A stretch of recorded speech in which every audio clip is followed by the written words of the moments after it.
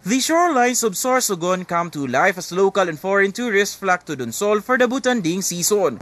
Considered the whale shark capital of the world, the small village has slowly emerged to become a giant tourist hub. Not even the scorching heat is enough to keep visitors away. Villagers say the El Niño phenomenon has even led to an increase in whale sharks in the waters of Donsol. The World Wildlife Fund has already documented 16 new whale sharks.